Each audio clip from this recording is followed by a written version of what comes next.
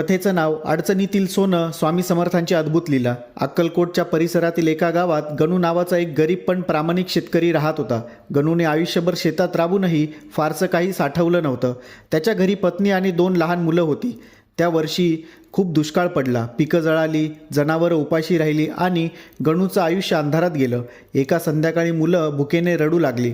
गणूचं मन हेलावलं. तो गावाच्या बाहेर एकटाच बसून डोळ्यात पाणी आणून म्हणाला, हे स्वामी समर्थ महाराज, मी कितीही प्रामाणिक राहिलो तरी माझं पोट भरत नाही.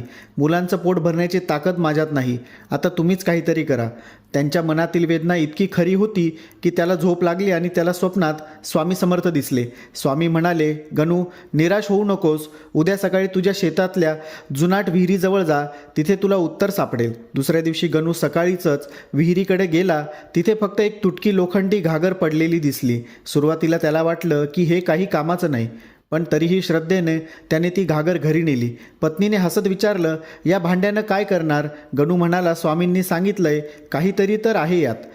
त्या रात्री त्यांनी भांड्यात पाणी भरलं, पण जेव्हा त्याने घागर उलटी केली तेव्हा पाण्याऐवजी त्यातून सोनेरी धान्यांचे कण बाहेर पडू लागले. गणू आणि त्याची पत्नी अचंबित झाले.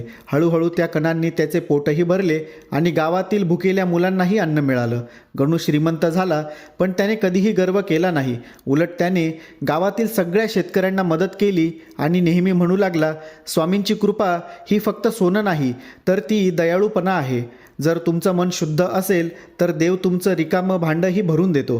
कथेचा संदेश, अडचणीच्या अंधारात सुद्धा श्रद्धा टिकवली तर देव आपल्याला फक्त संपत्तीच नाही तर दुसऱ्यांना देण्याचं सामर्थ्यही देतो. श्री स्वामी समर्थ.